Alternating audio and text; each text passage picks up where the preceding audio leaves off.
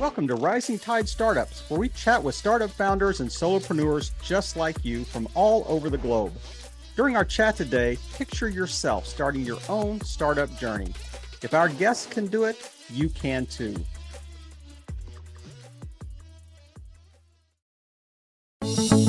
Every episode of Rising Tide Startups is sponsored by Podbrand Media. Let Podbrand create and host your company branded podcast. Learn more at podbrandmedia.com. This is Rising Tide Startups, and my name is Kevin Pruitt, and we have another great guest on today. And man, we've already had a great time chatting before we hit the big red record button. But we have Farzad Rashidi with us today. Farzad, thanks for joining us on Rising Tide. Thank you so much for having me, Kevin. It's a pleasure. So it's interesting because we both went to university in the same state. I mean, I think it was a couple of decades apart, but when I was there, his university was named something else, and it's interesting because it's just the whole time difference. But hey, you know what? We can cross these time barriers with our conversation. And if you and I met at a networking event, how would you introduce yourself to me? Yes, I would say my name is Farzad. It's quite a conversation opener because there aren't a whole lot of people with that name. And yeah, and I run a company called Respona. It helps brands show up in AI answers like Google AI overviews and ChatGPT. And yeah, that usually is a good way to kill the conversation because most people have no interest in the nerdy business I'm in. But yeah, that's what I would say. Did I read somewhere that it's primarily focused on SEO, but it is very directly related to just valid backlinks? Yeah, so basically the way search engines work, and that's true of LLMs nowadays, whenever you ask, for example, ChatGPT, hey, what are the best podcasts for, aspiring startup founders or want to start a company? What are some shows I should listen to? Want to make sure like Rising Tide, is one of the shows that it recommends. So the way we would optimize for that is kind of reverse engineer how these models work. So we kind of see okay, when you ask it a question, usually because their training data is outdated, they conduct web search. So they go on, a search engine like Google, and then basically search best startups or best startup podcasts, and then they read a few articles, and it's what we call citations, right?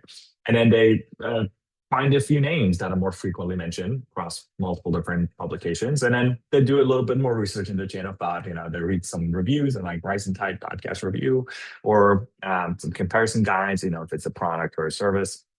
And then they culminate that into an answer. And so what we help with specifically is to get your brand name mentioned on authoritative publications and formats that LLMs would read and cite those content pieces. So usually in the form of a listicle, like top 10 X, Y, and Z, comparison guides, product reviews, etc.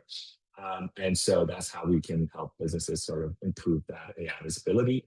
But also these are still backlinks pointing to your website. So they have this little hyperlinks pointing back to the website, which is kind of a vote of popularity in eyes of search engines like Google. So it also helps with traditional SEO where, it helps your domain rating to go up and your pages to rank higher in Google as well. The traditional 10 blue links.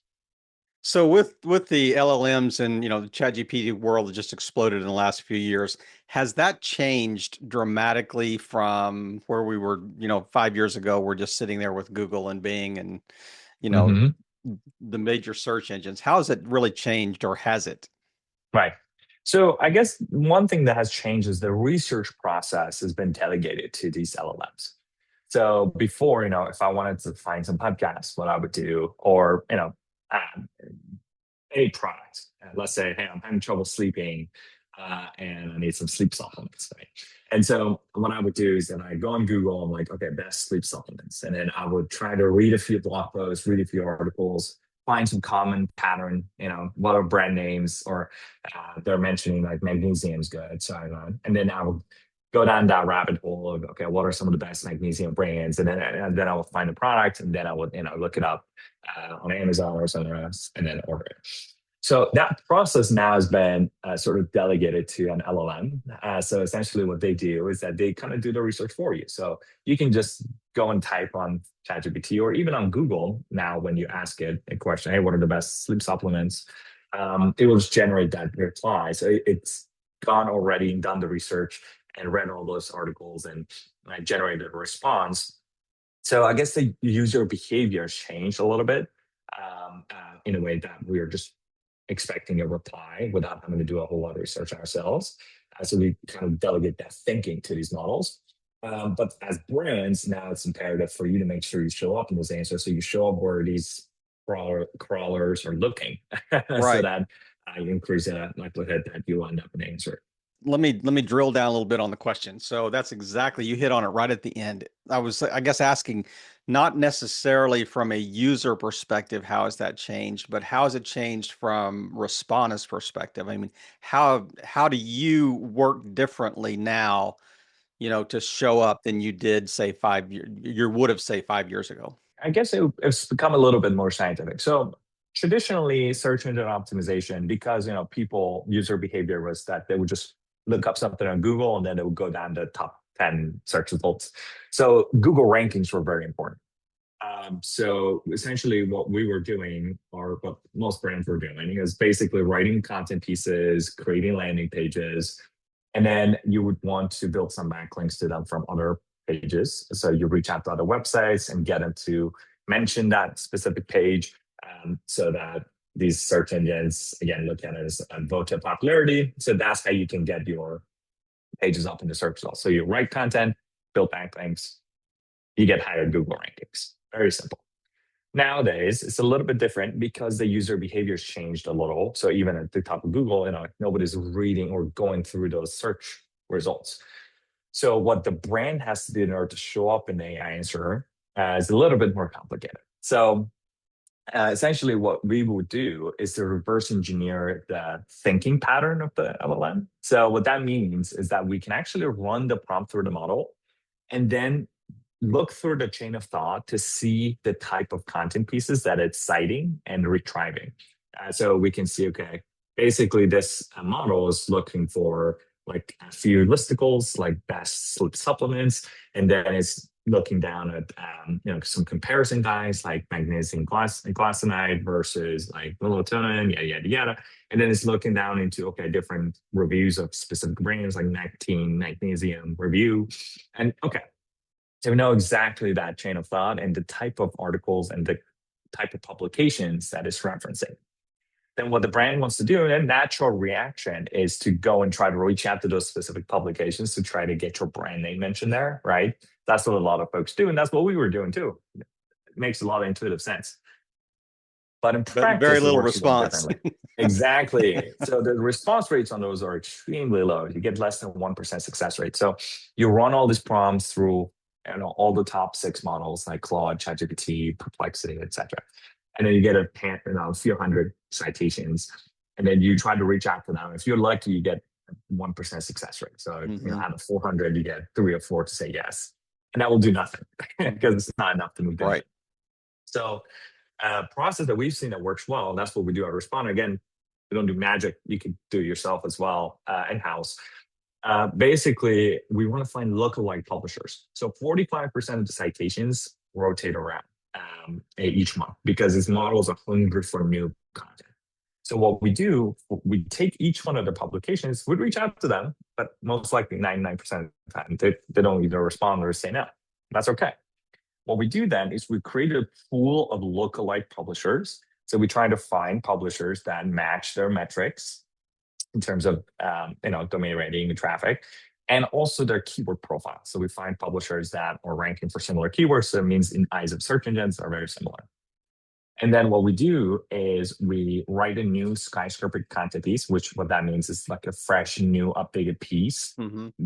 And we get inspiration from that specific article that was already in the citation pool, especially the title and the content that's been written, and then write a new updated piece on a comparable publication with 2 differences. One, it's going to obviously have our client's brand mentioned at the top there. And 2, it would be a new piece of content. So once these articles go live and get indexed, what happens then is that these models pick them up as citations and you end up controlling the narrative. So you sort of create like a surround sound strategy around the model. Right. So your brand's mentioned everywhere it's looking. And so that's how you can improve that visibility score over time. So why would the response rate be better from the lookalike? Higher quantity. So for each citation, if your success rate is 1%, you can create 100 lookalike publishers. And when you reach out to 100, you get one hit. So that's how you can replicate 400 citations. Oh, So okay. you So go you're through each one. creating these. You're not finding a similar publication and doing the same outreach to that. I get it now. So Just to elaborate on that real quick. So we find the lookalike publishers, find publishers that have a similar profile, and then we write a new piece of content that we would pass on to them that they publish under their own byline. why is the response rate higher with the second company you got or the second publication you reach out to versus the first one? Response rate is not higher. So let's take a step back. Let's say we have 400 citations. We want to try to get our brand name mentioned on there.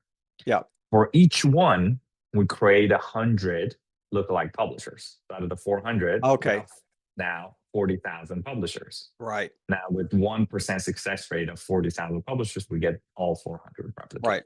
And this is all done by AI. So there's a combination of AI and humans. So we found that it's very hard to replace humans completely. There is that human touch that's pushing things over to the other side that helps with the quality control of the content.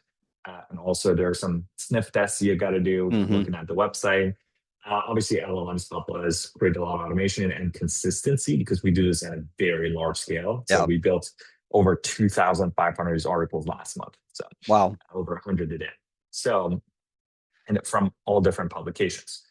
So obviously automation has a part because we want to make sure quality control is taken into account, everything's consistent, but we still have a team of humans that double check everything, make adjustments to make sure everything matches the quality control checklist that we have.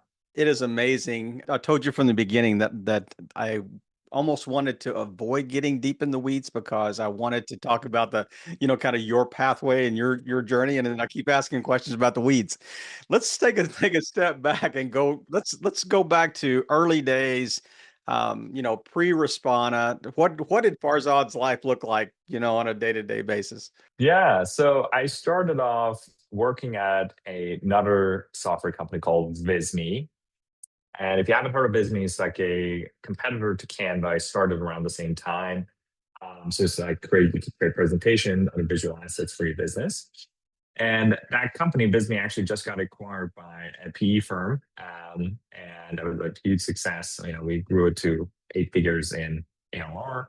When I joined the company, I was the first marketing hire. And we were a bootstrap company. So we didn't have a lot of funding or any funding for that matter. And so my job was to figure out a go-to-market channel. And, you have the usual suspects. Paid ads get very expensive very quickly. There's a bidding system. There's diminishing returns. When you double the budget, you don't get double the conversion. So, usually there's caps on how much you can make that work. Cold outreach also didn't make sense for our price point because it's a product that was like $20 a month at the time. So it's like, it doesn't make sense to hire salespeople to go door to door and start selling. And so we landed on SEO. Like, okay, if we show up in places where people that are looking for a product or solution like us would find us organically, then we don't have a customer acquisition cost. What we do, but it's very minimal, and we can scale it up a lot faster. So that's what we did. And so we started writing blog posts, creating a website, doing everything people told us to do. And it was completely crickets. It was zero traffic, no signups. And one key thing that we found that moved the needle was getting these backlinks. So the way these search engines work, like Google, and that's how Google beat all the other search engines, by the way, back in the late 90s, was by developing this algorithm called PageRank, which doesn't just look at the on-page signals like your keyword mentions on the post, etc. It's also looking at external validation.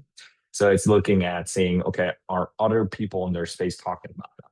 And if they are, then it's a vote of popularity, and that's how they improve the search result quality, and that's how they beat all the other search engines, and Google became Google. So basically, we started spending majority of our time chasing after these external citations, backlinks, And that was very tedious. So we built a little internal tool that helped us sort of automate a lot of the dirty work. And so we built a do-it-yourself outreach platform, essentially, which you could reach out to publications, figure out a deal with them, write the content yourself, et cetera, and send it to them. And we released this standalone product back in 2019 and started getting some customers. And we're like, hey, great. And so we spun it off as a separate company back in 2019. So this is like a birth out of Visme? Exactly. Yes. So it was incubated out of Visme. It was initially internal software and released it as a standalone tool. Okay. Is there still a connection between the two companies? Completely separate entities. However, my co-founder, Respona, is the founder of Visme. So initially when we were self-funded, obviously Visme was funding Respona. So I convinced the founder of the company I was working at to help us build this internal tool. And then we're like, okay, now let's release it as a standalone product. And so we got obviously initial funding that was needed to get the product out the door. And then essentially we've been self-sustaining since. So it's been a blessing to not have investors or external investors, because obviously we can move at our own pace and make decisions on our own. And now here's a quick word from one of our new sponsors on Rising Tide Startups. Every episode of Rising Tide Startups is sponsored by Pod Brand Media. So you started your own company or branded podcast, and now it's fading. Let Pod Brand give it new life. Check out podbrandmedia.com to learn more.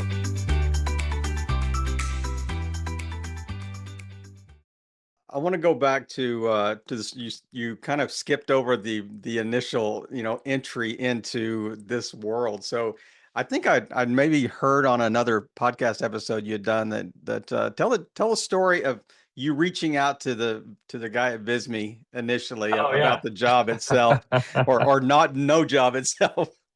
Right. Yeah, absolutely. So I was looking to make a presentation. I was still in college back then, and so I was like, I don't want to use PowerPoint. It's kind of outdated, and just looking for some pamphlets. And then anyway, I found Visme out of nowhere. And then I used their product, and it was actually a really solid product. And then nobody had heard of it. So I was like, okay. So I looked through their LinkedIn and found that it's a very small company. So it was a very small startup at the time. I think it was like 7 or 8 people, mostly engineers. And then I found the founder. His name is Payman. I was like, that's a Persian guy. And so I reached out to him. I'm in. And, I was like, sign me up. So I reached out and I was like, hey, I'm a marketing student, found your product, loved it, and let me know if there's anything I can do to help. And he happened to get back to me, and he was like, sure, but can't pay you anything. And I was like, that's fine. I'll just work for free. And then so I started kind of digging my hands, getting my hands dirty with the business, and trying to figure out the stuff that they needed to implement. And they didn't even have the solid customer support systems. And so I brought all these in, and then after a while, Payman was like, we're going to stop paying you. So I was getting paid like $7 an hour. Just Missouri's minimum wage at the time. I think it still is, maybe. An hour. Yeah, probably, yeah. And then obviously that grew over time, and then the company started taking off. And then, I became the director of marketing. Not because I was qualified or anything, it's just because I was the only guy there. So I started hiring people that kind of naturally started working under me. And then obviously I came up with the idea for Respona, pitched it to him, and it was at a good time because Visme was taking off, and it was another software company, and so Payman took a chance, and it was like, sure, let's work on this thing, and kind of gradually build it over time. And worst case, we just use it ourselves internally, and if it works well and other people are willing to pay for it, even better. Oh, that's great. That's kind of the backstory there. So was there an overlap time that you stayed at Visme while you were trying to get Respona? Like, I'm going to work on Respona in the morning and Visme in the afternoon, or Tuesday, Thursday, or right. And I was also in college at the time. So when we started, you were still there. Okay. Yeah, I was a full-time student, and then I was also working full-time, practically full-time at Visme, and then also had Respona also in the works. So it was quite a busy time. It was like a couple of years. And then once I graduated from college, I started mainly focusing on Respona because it had some initial proof of concept at the time, and I was still involved with Disney, of course, the first year or so, but then I've shifted focus entirely to Respond. I mean, I love that story, and I'm glad you kind of highlighted that. I mean, just you took the initiative in college, and you just said, hey, I'll start working for free because I have number one, I kind of believe that I can do this, and number two, it will help me grow. It will give me the experience, and I'm in kind of on the ground floor of something that looks like it could take off. And I mean, it's just like perfect timing. Yeah, I mean, in retrospect makes a lot of sense, but at the time, I didn't know what I was doing. I had no clue There was no what I was plan. doing. No, there was no plan. And so I think when I'm in doubt or when I don't know what to do, I do something. And I think somebody said that, action produces information. So whenever you take the initiative to do something, it doesn't matter what it is or if it's a good or bad decision, then kind of leads, it gives you the enough data point that you can use in order to make that next call and move forward from there. So I think getting started is really the main thing. A lot of people just dwell on things a little too much. And like, especially when it comes to picking careers, jobs, you keep thinking, okay, what I should do, like what field of work should I get in? But matter of fact is just get us somewhere that leads you down a different path as like I thought I was going to become a doctor coming to the US. And I'm so glad I did it. So, getting involved with software was one of the best decisions I've ever made. So that was definitely quite a blessing and sheer luck, obviously. But you got to put yourself in positions to get lucky. Walk us through the kind of the progression of Respona since it began. Like, what was the official launch date, and what does it look like from that date to today? Yeah, so I remember when we got our first customer. It was in last semester of college. It was like December 2019. Called Paymon, like, hey, guess what? And then he was like, you got your first paying customer. I was like, yes. um, so very excited coming out of college to come to a company that we had a product, we had a couple of paying customers, which is great. And we essentially started selling the software. I mean, our customer acquisition strategy has always been SEO. That's what we've been good at, and that's what has been working for us. So only made sense to double down on that. And issue we were facing though, I mean, the company grew for a number of years, which is great. Obviously, with software, it's a little slow at the beginning, and then there's a lot of fixed costs, and then you kind of increase that customer base over time, and it helps with revenue, and you can reinvest it back in the business. One issue we hit after a couple of years was that our churn and new business started catching up. And that's a very common theme when it comes to any subscription business, where it's kind of like think of it as like a leaky bucket, right? So you got a bucket, it's got a few holes in it. And then you can pour some water in it and it fills up to a certain point, but it gets stuck. Mm-hmm. So your new incoming customers, so you get a customer, you lose a customer. And for a number of years, what we were doing was trying to add more features. We're like, okay, let's just add this feature. Let's get the product to do more, and that will make it more sticky. People use it more. But looking at customer feedback, nobody was saying, hey, the product doesn't work, or we don't like it, or it doesn't do enough. They were just saying, hey, we don't use it enough. Like, just sit in there.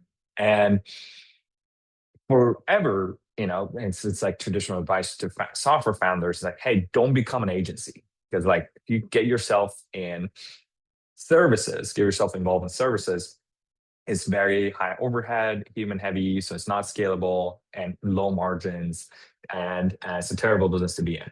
And then also my co-founder Paymon, prior to launching Disney, he actually ran and started a web development agency. And he was saying the same things. He's like, services agency below clients, not pretty. So for years, we resisted the idea of delivering outcomes, and we're like, we're just going to give you the tool set, and you got to have your own team members use it, and trying to make it as easy as possible. We still got to have someone that uses it, knows what they're doing, and link building is very difficult because it's not entirely under your control. You need to reach out to people, develop relationships, and it's a lot of work. It's not plug and play, and so. Until one day, and that was early last year. And mind you, at this time, we were so disappointed in ourselves. We were like, okay, this business is not taking off as much as we wanted to. Obviously, it was broken even and, it was sustainable, but it wasn't growing. And so at some point we even considered selling. We're like, this is great. And, we can just exit and move on to the next thing. So that was kind of the state of mind we were in. And one night, there was like a very interesting conversation with the customers. I'm happy to tell you more about that, but I'm going to pause real quick because I've been talking for a while. So No, I want you to continue because I'm the thing that came to mind, and I know you're going to touch on this in just a second, is that you were completely at the mercy of the internal, staff of the companies that you sold to, your clients. Whether if they used Yep. it was great. If they didn't use it, you were completely at their mercy, or that's what it seems like. Yep. Yeah, exactly. So, we were, and then one thing we weren't taking into account that a lot of these people had a business to run. It's like building backlinks is not necessarily the core business. So right. They just wanted the outcome of, hey, getting more external validation, improving the site rankings. Like if you're a plumber, you just want to go deal with plumbing. You don't want to deal with your website. And so essentially what we were doing was trying to sell a subscription to a software that you could use yourself, as we'll call it, do-it-yourself software. And then a customer reached out to me. It was a founder of a large agency, and I think they wanted to look at our highest tier plan, which at the time I think was like $800 a month or something. And basically, we were talking over email, and I remember this because he was based out of Australia, so he was emailing me at like 10 p.m. our time, and then. And he was like, hey, can we get a discount? Like, we wanted to do like $500 a month versus $800 a month. And then I was like explaining to him that, hey, here's like some case studies of our customers. We normally do discounts. Like, this is, worth a lot more if you're using it to generate revenue for your agency. And then he said something very interesting. He said, okay, well, if we achieve like results, we give you a fee per result. And that way, you can earn a lot more than 800 if you're successful. And something clicked, and I was like, okay, well, that's interesting, but obviously we don't have any control over what your team's doing, right? So if they're not using it, obviously. So what if we just do the work for you? Just through a Hail Mary. And I was like, what if we just do it for you and you pay us per deliverable that you add your markup, resell to your clients? It's a moneymaker for you. And here's how much we charge. So it's lower than what you charge to your clients. So essentially it's a guaranteed moneymaker. And he's like, oh, okay, great. Let's start with like $7,000 or $8,000 a month and go from there. You say you were hitting me up for a $300 discount. Exactly. I was like, it's the same guy that's badgering me over $300 a month discount. And I was like, oh, okay, $7,000 or $8,000, no problem. Interesting turn of events. That same customer is still with us today. Their spend is $65,000 a month. So They grew 10x since, or almost 10x, since they started with us a little over a year ago. And they also brought in other customers. So we were panicking because we're like, we've never done this before. And obviously we didn't have any process, even any tools that, we had our coverage tool, but we didn't have the team in place, nothing. So I literally spun up a Google sheet, sent it to him. I was like, okay, tell us what you need. And then I sent it to our internal guy, and he's on vacation. I was like, we need you back. So gave it to him. I was like, go build backlinks to them. And then we ended up delivering that first batch. We didn't even know what we were doing at the time because we had never done this for an external business. And they were like, oh, great. This is fantastic. Let's do $10,000 the next month. We're like, okay, this is kind of interesting, but could be a one-hit wonder. And let's try to reach out to some other companies in our customer base, see if they're interested. So we reached out to a few others, and they were like, hey, we were like, do you want us to do this for you? And they're like, yeah. So we signed up. Okay. We're like, what the heck is happening? So we started building out processes. Obviously, it was chaos in the beginning. And so we started building out a team, started building out product just for that specific function, because it works in a very different way than you just giving them the tools versus you having to do everything yourself from A to Z. And so then we hit a point that we couldn't even meet the demand. And we were definitely, we were getting a customer. We're like, okay, we're going to start a in 2 months. And so that was the first time the past like 6 years of working in the business that we felt true product market fit. And it's one of those things that you never really know how it feels like until you hit it and you're like, okay. It's kind of like pushing a rock up a hill for Yeah. years. And then Yeah. you finally hit that, inflection point where now the rock is in front of you going down and you're just trying to catch up with it. So that's kind of how it felt like, which is great. And so we've been in panic since and building stuff frantically left and right, and building processes and team members.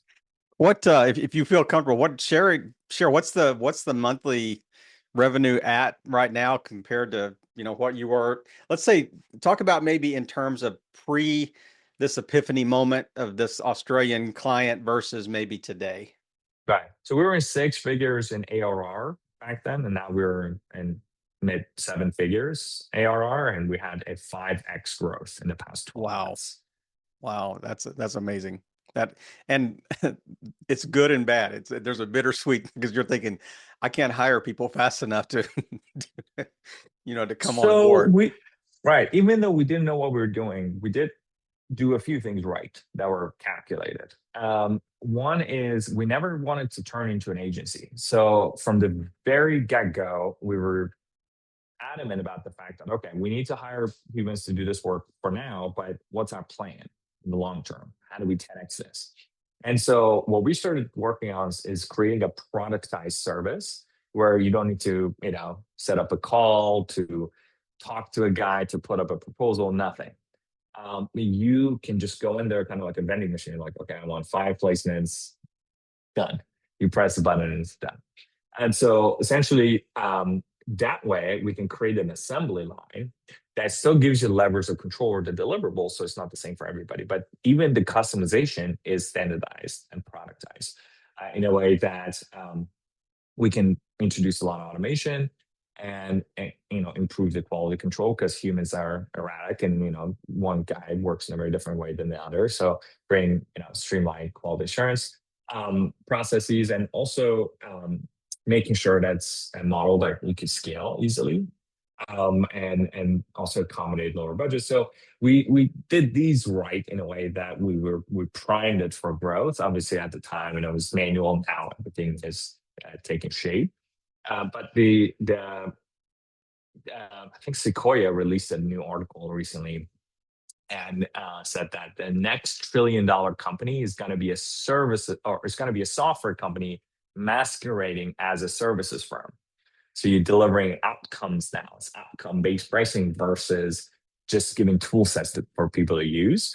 And because now computers can think, thanks to LLM, they can do a lot of the things that the humans were doing. And if you built the process right, you can get rid of a lot of these bottlenecks. It is really interesting you said that. I actually had that on my notes to ask you about that very line, but I'm just thinking as you were saying that, I was thinking just the and I would consider it spam, but the spam outreach I get about how we can do this for your pod brand media company or whatever, we can, but we'll do it based on results, and it seems like that it has really increased. That approach has really increased over the last even say 6 to 8 months, maybe 12 months versus, here's what it costs. Here's what, you may be able to buy with this amount per month, that type of thing. But it's like, hey, you don't pay unless we get results, type approach. And I'm thinking something has shifted, for sure. And you have to have a pretty good system to offer that. Otherwise you're going to starve to death. Yeah. Yeah. I mean, I've fallen into the trap of those calls sometimes, and then you get on a call and like, yes, outcome-based pricing, but we also have a fixed retained tech fee and whatever. And that's Yes, how they for make most sure. of their margin. Yeah. I mean, it's shifting towards that direction is clear in the marketplace where I think we're also positioned in a good spot because nowadays coding is much easier. A lot of people are producing digital products left and right. It's a lot of content on the web. So natural reactions, a lot of these guys are going to run paid ads, and with paid ads, because the nature to have a bidding system, that the cost of paid ads is on the rise. And also with cold emails and cold outreach, obviously those are getting commoditized. So, I'm sure everybody's getting seen an influx of those emails in their inbox, and there's effectiveness going to go down. So really the best companies, the way they can differentiate themselves is by showing up in places where people that are looking for the product will find them. And so that's where I think it's going to have even more prominence over the course of the next few years as other channels get more saturated. Is that they're going to be still under investments in the SEO space because the attribution is not as clear cut. So, it's not a dollar in, dollar out strategy. You kind of have to build that garden over time, water it, and that's why most companies don't invest in it. And so that creates competitive advantage, competitive edge for companies that do. Yeah, that is an interesting point because it is hard to, say, okay, what's the return on my ad spend here, or return on, Right. the ROI is a little harder to determine, Calculate. or Exactly. calculate. That's a good word. Mm-hmm. I'm really interested. Think back, in your growth as growth into the CEO position. Who would you say had the biggest impact on you from a mentorship standpoint?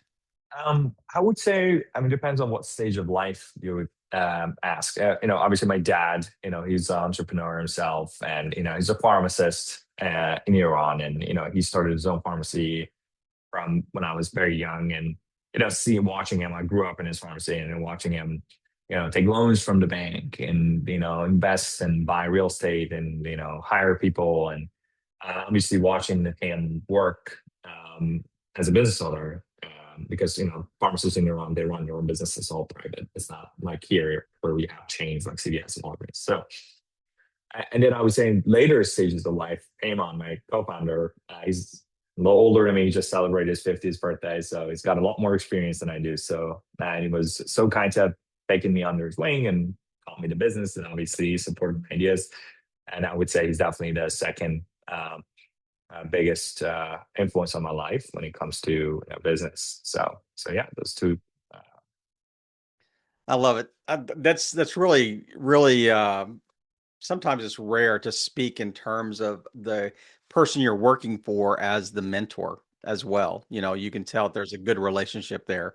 And because a lot of times people will say, well, I had a coach in high school, a sports coach, or I had a neighbor or my uncle or whatever, kind of this disconnected, person that just seemed to be a wise sage, in your life growing up type thing. So, Yeah, um, absolutely. And that's one of those things that you got lucky, and I got lucky finding them out of all these people. So yeah, but again, you got to put yourself in positions to be lucky. So you got to take initiative. And I cold emailed them out of everybody, and I'm sure he appreciated that versus just sending a job application, or just and so taking steps, and things tend to work out when you throw a lot of spaghetti in the wall. One of them wants to stay, right? Well, you said something really interesting that stuck with me, of this idea of, sometimes I act, and maybe clarity comes through action type thing. But it reminds me of a quote that says, the safest place for a ship is in the harbor, but that's not what ships were designed to do. Right. So Exactly. it's like you kind of let's jump and then figure out if we have a parachute later. Right. Type thing. So Exactly. that's Hmm. going to fare well, and you're going to bode well in your CEO growth. Is you're going to have maybe some hard knocks, but man, are you going to see some amazing things happen, from having that approach. And I think the people that work with you and for you will appreciate that as well. Just say, hey, we got somebody that's not afraid to take a leap here, not afraid to take a I chance, and appreciate that. head a Thank you. direction. But speak, close us out today. Just speak to our audience. Like, if they're sitting in a cubicle, like, you were sitting in a dorm room or an apartment or whatever, you're thinking, hey, I gotta have a job here, or I want to take a chance.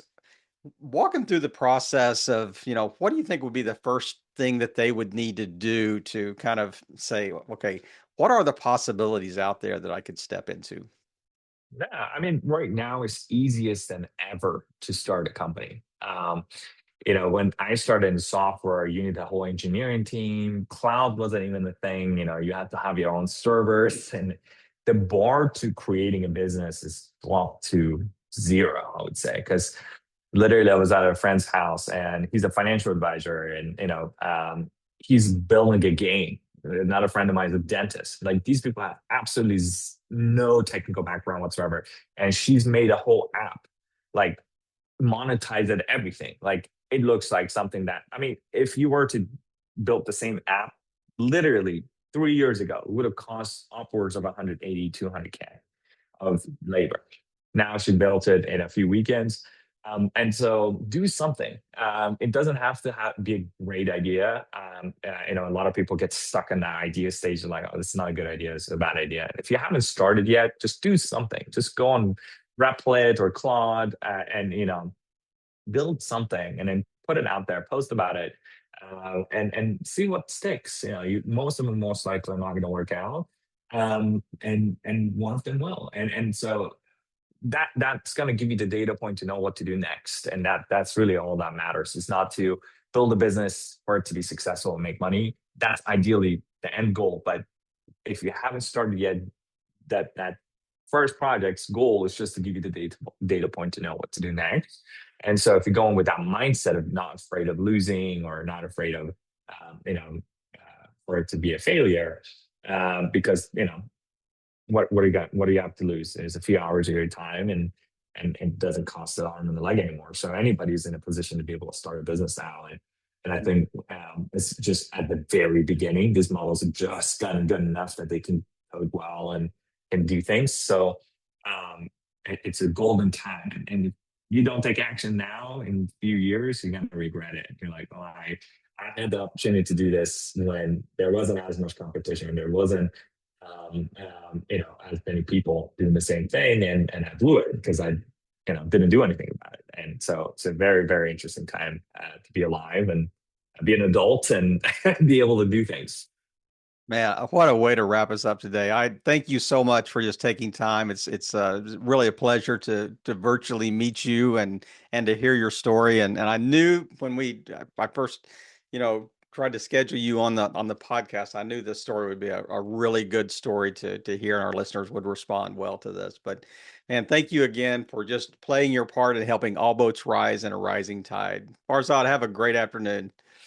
Thank you so much, Gavin. It was a pleasure meeting you as well. And thank you so much for having me on the pod.